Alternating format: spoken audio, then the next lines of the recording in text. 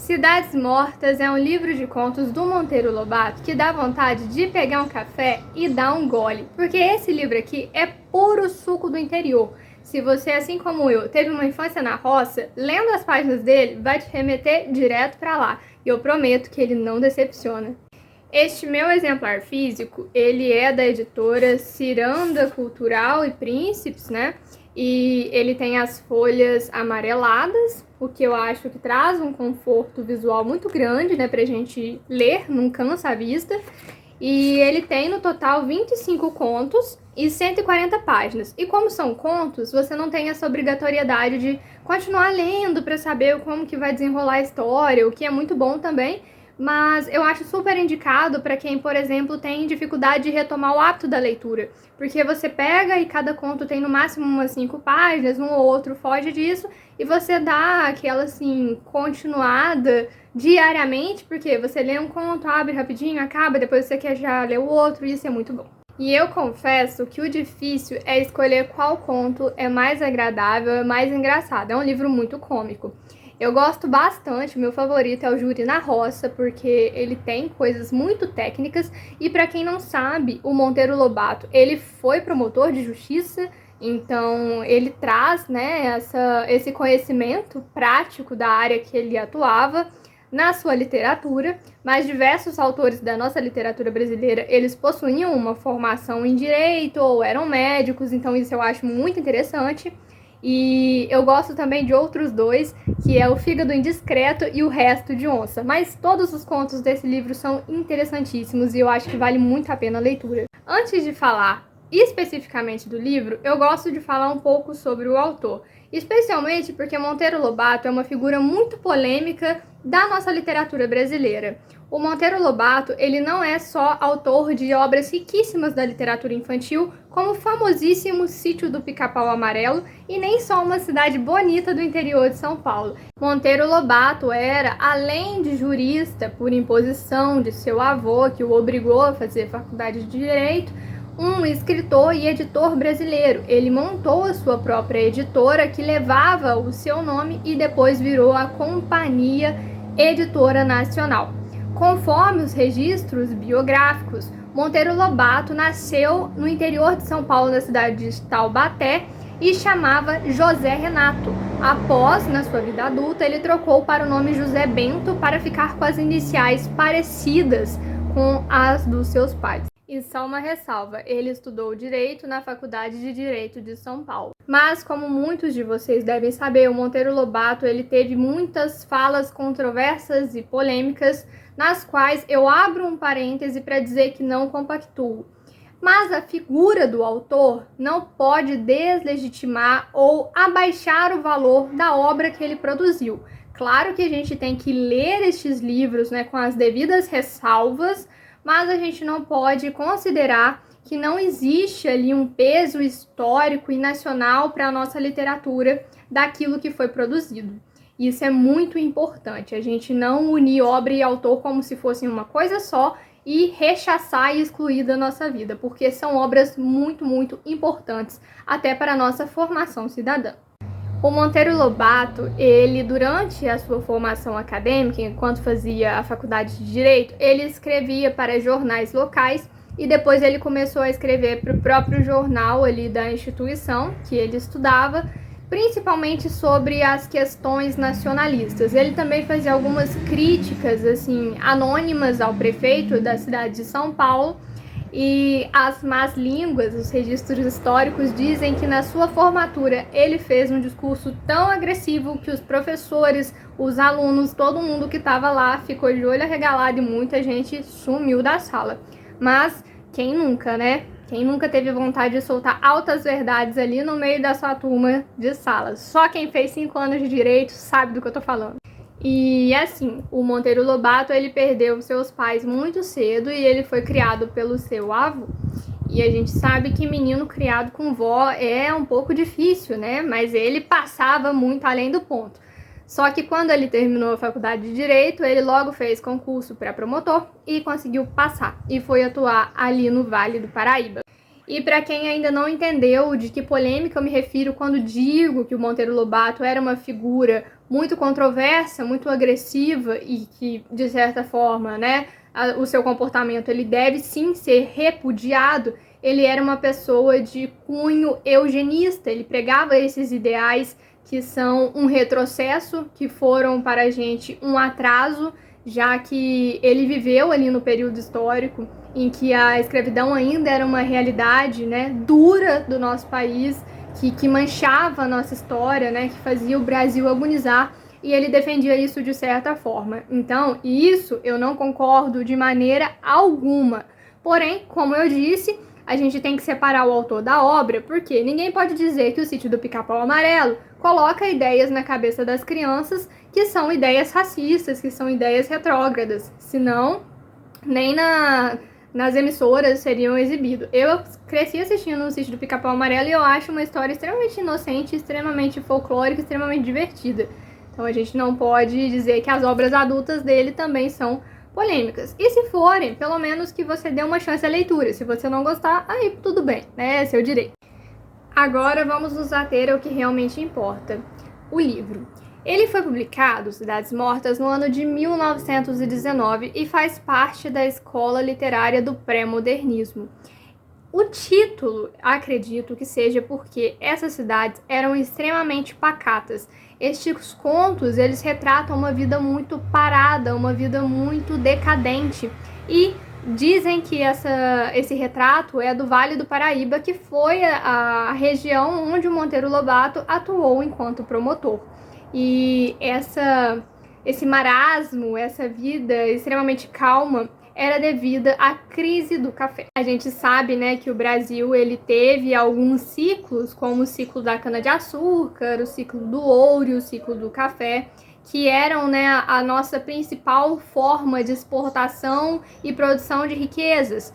E um dia o café também entrou em declínio e isso afetou diversas cidades do interior do nosso Brasil. Os contos que aqui estão foram escritos e publicados entre 1900 e 1910. E o Monteiro Lobato, ele era uma pessoa que acreditava que a modernização era ligada ao progresso. Ele tinha pensamentos, de certa forma, muito positivistas.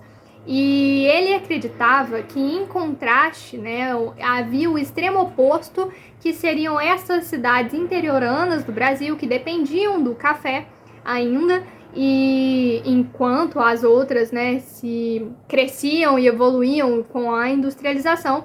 E essas cidades, elas eram tão pacatas, elas eram tão, assim, mórbidas, que estavam fadadas ao fracasso, fadadas a serem a ruína do Brasil. Há em diversos desses contos uma certa sátira bem ácida, ele tem uma escrita ácida e agressiva, e eu particularmente eu gosto desse tipo de literatura, mas ele retrata a pessoa do interior como se fosse extremamente ingênua.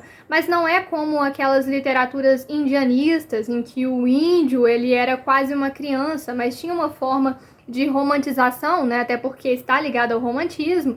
Não, eles eram tipo bobos, chucros, ignorantes, entende? Então, quando eles não sabiam como lidar com a vida, com a modernização, é como se fossem pessoas extremamente burras que estivessem ficando para trás, e a culpa do Brasil não evoluir com certeza é delas. Júri na Roça, por exemplo, foi um conto que eu li enquanto estava fazendo a disciplina de processo penal na faculdade.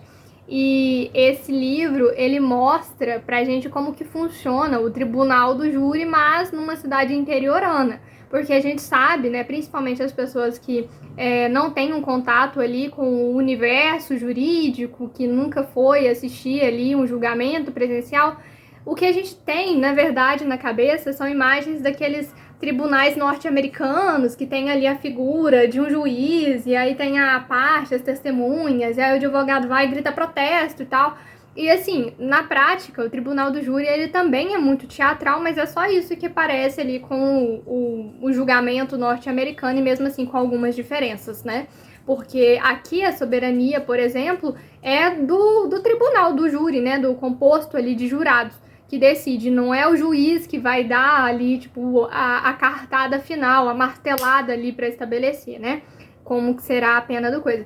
do réu. Mas, no caso do júri na roça, é um júri extremamente marcado por ignorância, por atrasos, por um monte de coisas assim, muito engraçadas, inclusive. Basicamente, no tribunal do júri da vida real, nossa, né, os jurados, eles votam e por maioria ali eles decidem se eles absolvem ou se condenam o acusado, o réu. Mas ali nenhum dos jurados sabiam o que estava acontecendo, e aí quando um entrava, ele era convocado, ele não sabia por que ele estava fazendo ali, e aí tem a questão que tem uma hora que ele foge. Ai, gente, é muito engraçado, acho que vale muito a pena, e se eu ficar contando, acho que até estrago a experiência, porque foi muito legal mesmo ler isso. E o Monteiro Lobato, como promotor de justiça, claro que ele usou ali do seu poder de escrita para fazer uma crítica social ao judiciário do país, né? O judiciário, ele é criticado desde que ele se estabeleceu, né? Capaz que desde quando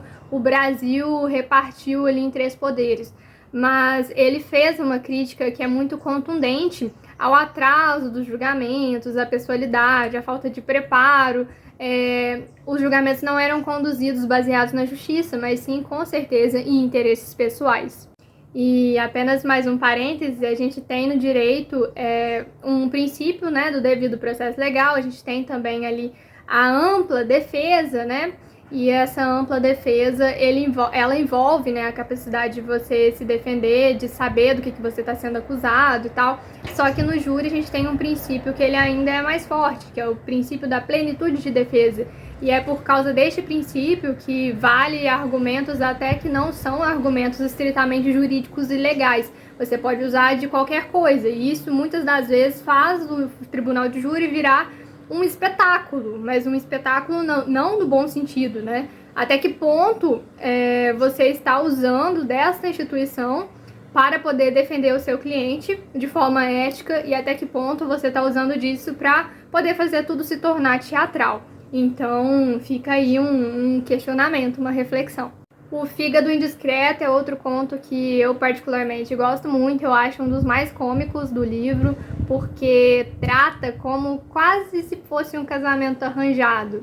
E aí a pessoa, ela vai, né, o rapaz, na verdade, que é um rapaz muito tímido, mas que tem talentos, assim, muito notórios, como ele toca piano, né, e tal, mas ele não tem esses traqueios sociais, essas habilidades comunicativas para lidar com uma mulher. E aí ele conhece uma pretendente, aí ele vai almoçar, jantar, não lembro mais ao certo, na casa dela, e os familiares reconhecem ele e aceitam, e aí era todo aquele namoro de antigamente que não podia nem pegar na mão, né? No máximo sentar cada um na ponta do sofá e o pai da mulher no meio. E aí ele não conseguia se comunicar, e as outras pessoas, as primas e irmãs da pretendente, estavam todas tentando ali, né, participar e especular do que estava acontecendo. Só que este rapaz, ele odiava bife de fígado. E aí, quando começou o jantar, eles começaram a servir e tinha bife de fígado no prato, porque era como se fosse uma tradição da família ali, comer isso e tal. E aí eles, gente, tipo, ele foi e não sabia como falar, né, que situação, você acabou de conhecer a família do seu futuro esposo, esposa, e aí como que você diz, tipo, eu odeio essa comida, sabe? E aí ele tinha que comer, e aí é uma cena toda tensa, que ele parte o bife num pedaço muito grande pra colocar tudo na boca de uma vez só, e dá uma golada da água, do suco, pra poder beber o negócio de uma vez, não sentiu o gosto, e como ele come muito rápido, aí eles já queriam servir mais. E ele extremamente assim, eu não sei o que eu faço, meu Deus do céu. E aí o que ele fez? Ele foi e resolveu pegar o pedaço do fígado e colocar no bolso. E aí quando ele colocou no bolso, e ele tinha muita timidez em tocar e mostrar seus talentos, mas aí pra não ter que comer mais fígado, ele resolveu ir pro piano e começar a tocar, e não parava de tocar, e ficava lá, tal. E aí, gente, ele não parava de tocar de jeito nenhum, até que uma hora ele começou a suar frio, ele não aguentava mais tocar piano e ficar mostrando ali essa habilidade dele, que pra ele era muito difícil, já que ele era extremamente tímido. Ele foi tirar o lencinho do bolso pra poder enxugar o suor da testa, e aí o fígado caiu no chão, aí ele pisou em cima, gente. É muito engraçado, muito mesmo. É uma cena, assim, muito bem elaborada. Eu consigo ver ela com clareza, como se fosse uma cena de novela. Tem também a história do Resto de Onça. E esse conto do Resto de Onça é muito engraçado, que é um menino também que sobreviveu ali a um ataque e tal. Então, todas as histórias, né, de onça ficam só um pedaço, aí virou o apelido dele, né? Então, gente, todas as histórias são bem interioranas, são assim, causos mesmo. É como se você fosse passar um dia na casa da sua avó que mora na roça e ela começa a te contar ali aquelas histórias de assombração, né? Quem nunca passou por isso? Assim, eu acho que isso é o maior privilégio de você crescer no interior. Pra quem não sabe, eu sou mineira. E isso é muito legal, sabe? Então, assim, tem uma outra história também que chama O Romance de Chupim, que também é muito engraçado. Sério, esse livro foi uma das melhores aquisições que eu fiz, assim, porque é tão levinho, é tão engraçado, que às vezes é a dose exata que a gente precisa de descontração no meio da nossa rotina. Eu aconselho muito que você leia. Então, basicamente é isso. Hoje foi um vídeo um pouco mais curto, mais objetivo, até porque é um livro curto, é um livro, como eu disse, de contos, né? Não tem histórias contínuas. E eu achei ele muito legal, achei que valeu muito a pena. E eu acho que você também vai gostar muito. E como eu disse, vale a pena a gente ler um livro, nem que seja pra gente criticar. Esse, particularmente, eu só tenho elogios para fazer. A linguagem é fácil e, ao mesmo tempo, amplia muito o nosso vocabulário, porque tem muitas palavras que eu, por exemplo, não conhecia. E aí eu sempre grifo, porque eu acho que um livro ele só é lido quando ele é rabiscado. O livro foi feito pra gente aprender, não foi feito pra gente ficar só enfeitando a estante. Então, isso eu acho muito positivo. Acho que você vai gostar muito. E eu aconselho fortemente que você mergulhe aí nessa leitura. É isso, um beijo, muito obrigada por assistir este vídeo e até a próxima. Tchau!